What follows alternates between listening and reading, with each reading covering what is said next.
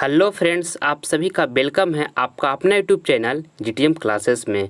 दोस्तों, आज हम कक्षा 10वीं के लिए मैथ का इम्पॉर्टेंट ऑब्जेक्टिव क्वेश्चन करवाएंगे। किसके लिए? कक्षा 10वीं के लिए, ठीक है, जो कि आपके एग्जाम के लिए दोस्तों काफ़ी महत्वपूर्ण साबित होगा सारा प्रश्न, ठीक है। इसलिए एक भी प्रश्न को आप स्किप नहीं कीजिएगा, सारे प्रश्न को आप बारीकी से अच्छे तरीके से समझते चलिएगा, ठीक है। देखिए, पहला प्रश्न है, वीडियो को आज का स्टार्ट करते हैं। पहला प्रश्न में आपसे यहाँ पूछा गया है कि 3,5,2,5,7,8, 5 का बहुलक होगा। तो दोस्तों, बहुलक हम उसको कहते हैं कि जो संख्या ज़्यादा बार रिपीट किया गया हो, ठीक है, उसी को हम बहुलक कहते हैं, ठीक है। तो देखिए, इसमें 5 को दोस्तों 3 बार रिपीट किया गया है और कोई भी संख्या को 3 बार रिपीट नहीं किया गया है, ठीक है। सबसे ज़्यादा बार किसको रिपीट किया गया है? 5 का। तो इसलिए हमारा यहाँ पर ऑप्शन नंबर सी जो होगा बिल्कुल राइट हो जाएगा, ठीक है। ऑप्शन नंबर सी बिल्कुल राइट हो जाएगा इस प्रश्न का आंसर। अगला प्रश्न अब हम देख लेते हैं। दूसरा नंबर, किस घटना का प्रायिकता नहीं होती है?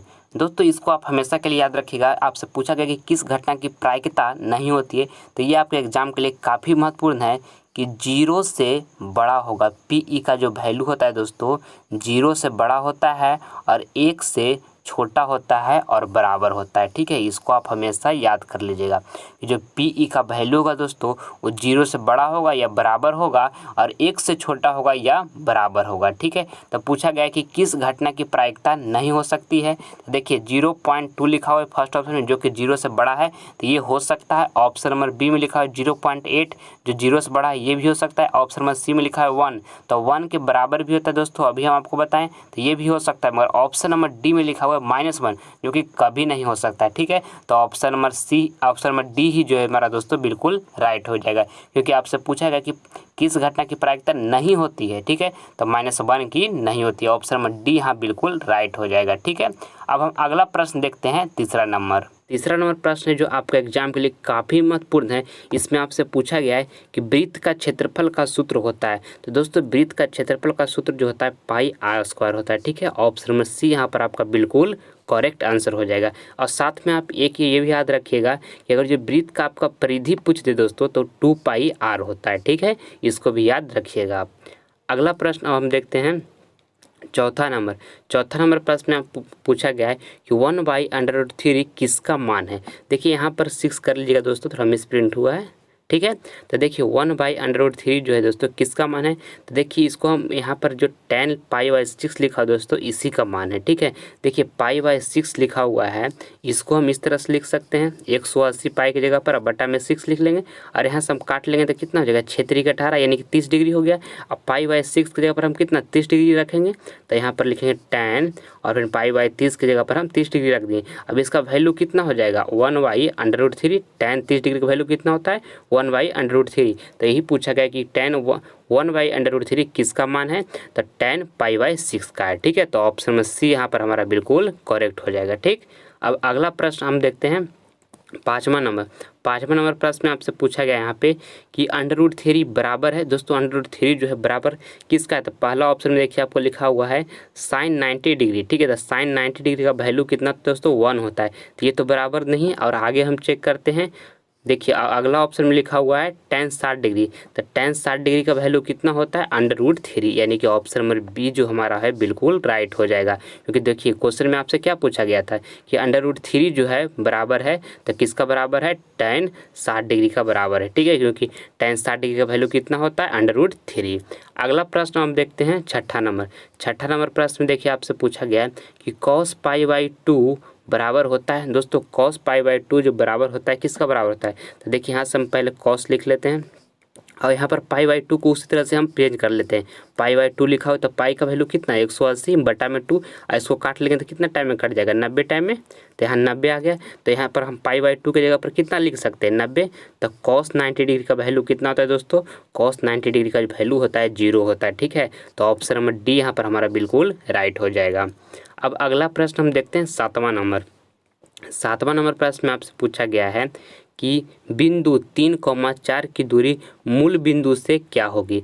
दोस्तों, जब भी आपको कोई एक बिंदु दे दे और मूल बिंदु से दूरी आपको पूछता रहे, तो इसके लिए एक फार्मूला आप सदा के लिए याद कर लीजिएगा, x² + में y² का अंडर रूट होता है, ये फार्मूला होता है। ठीक है, अब इसको पर आप रख दीजिए, आपका आंसर आ जाएगा।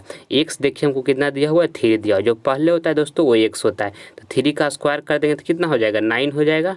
और दूसरा में लिखा हुआ है 4, तो 4 का जो बाई है, तो बाई का स्क्वायर हमको बाई कितना दिया है 4, तो 4 का स्क्वायर कर देंगे तो कितना हो जाएगा 16। ठीक है, और इसका वर्गमूल जैसे उसी तरह हम लिख देंगे। अब आगे इसका करेंगे तो दोनों को जोड़ेंगे, 16 9 कितना हो जाएगा 25। और 25 का वर्गमूल दोस्तों कितना होता है, 25 का वर्गमूल 5 होता है। ठीक है, तो देखिए ऑप्शन नंबर बी में हमारा 5 दिया हुआ है, जो कि बिल्कुल राइट हो जाएगा, ऑप्शन नंबर बी। अगला प्रश्न हम देखते हैं 8वां नंबर। 8वां नंबर प्रश्न में आपसे पूछा गया है कि एक रैखिक समीकरण के घात होता है। दोस्तों एक रैखिक समीकरण का जो घात होता है वो 1 होता है। ठीक है, तो ऑप्शन नंबर ए में 1 लिखा हो, जो कि हमारा बिल्कुल राइट हो जाएगा। और जब आपसे द्विघात समीकरण का घात पूछे कितना, तो उसका 2 होता है। ठीक है, और जब आपको त्रिघात समीकरण का घात पूछे तो उसका 3 होता है। ये तीनों को याद रखिएगा, आप एग्जाम के लिए काफ़ी महत्वपूर्ण है। देखिए अगला प्रश्न, इसमें पूछा है द्विघात समीकरण के घात होता है। तो दोस्तों अभी हमको बताएं कि द्विघात समीकरण का घात कितना होता है, 2 होता है। तो ऑप्शन नंबर बी में 2 लिखा हुआ, आंख बंद करके इसको आप मार दीजिए। ठीक है, और अगला प्रश्न हम देखते हैं 10वां नंबर। और दोस्तों अगर जो आप हमारे चैनल पर पहले बार आप विजिट किए दोस्तों, तो इस चैनल को आप सब्सक्राइब कर लीजिएगा, क्योंकि इस चैनल पर आपको क्वालिटी वाला वीडियो हमेशा आपको मिलता रहेगा। ठीक है, इसलिए आपको इस चैनल को सब्सक्राइब नहीं किए हैं तो आप जल्द से सब्सक्राइब कर लें। ठीक है, देखिए 10वां नंबर प्रश्न में आपसे पूछा गया यहाँ पे कि सबसे छोटी अभाज्य संख्या कौन सी है। ठीक है, तो दोस्तों हम अभाज्य संख्या किसको कहते हैं, जो केवल और केवल 1 से और अपने आप से कटे उसी को हम अभाज्य संख्या कहते हैं। ठीक है, तो देखिए इसको याद रखिएगा हमेशा दोस्तों कि 1 जो होता है अभाज्य संख्या नहीं होता है। ठीक है, तो देखिए ऑप्शन नंबर बी में लिखा हुआ है 2, ये अभाज्य संख्या है, क्योंकि 1 से कट रहा है और केवल अपने आप से कट रहा है, यानी कि 2 से कट रहा है। और ऑप्शन नंबर सी में भी उसी तरह से है, जो कि एक अभाज्य संख्या है। ऑप्शन नंबर डी में भी दोस्तों 1 और अपने आप से कट रहा है, ये भी अभाज्य संख्या है। पर क्वेश्चन में आपसे पूछा गया कि सबसे छोटी अभाज्य संख्या कौन सी होगी, तो ये तीनों जो है दोस्तों अभाज्य संख्या है। और ऑप्शन नंबर बी में भी, ऑप्शन नंबर सी में भी, ऑप्शन नंबर डी में भी। पर पूछा है सबसे छोटी अभाज्य संख्या, तो सबसे छोटी अभाज्य संख्या कौन है, ऑप्शन नंबर बी में लिखा हुआ है जो। ठीक है, तो ऑप्शन नंबर बी यहाँ पर हमारा बिल्कुल राइट हो जाएगा। अब अगला प्रश्न हम देखते हैं 11 नंबर। 11 नंबर प्रश्न में आपसे पूछा गया है कि निम्न में से कौन एक अभाज्य संख्या है। दोस्तों इसमें पूछा गया कि निम्न में से कौन एक अभाज्य संख्या है, तो जो एक और जो केवल 1 और अपने आप से कटता है उसी को हम अभाज्य संख्या कहते हैं। तो ऑप्शन नंबर सी में जो लिखा है दोस्तों, ये केवल और केवल 1 से और अपने आप से, यानी कि 11 से कट रहा है। ठीक है, तो ऑप्शन नंबर सी जो हमारा है, जो 11 वो एक अभाज्य संख्या है, तो सी यहाँ पर बिल्कुल राइट हो जाएगा। और अगला प्रश्न हम देखते हैं 12 नंबर। 12 नंबर प्रश्न में आपसे पूछा गया है कि घात 1 लिखा है, पहले घात 1 वाला बहुपद कहलाता है। तो फर्स्ट ऑप्शन में लिखा है द्विघात बहुपद, और सेकेंड ऑप्शन में लिखा है त्रिघात बहुपद, और यहाँ थर्ड में लिखा है रैखिक बहुपद, और लास्ट में लिखा है इनमें से कोई नहीं। ठीक है, तो दोस्तों घात 1 वाला जो बहुपद कहलाता है वो रैखिक बहुपद कहलाता है। तो ऑप्शन नंबर सी यहाँ पर हमारा बिल्कुल राइट हो जाएगा। ठीक है, अब अगला प्रश्न हम देखते हैं 13 नंबर।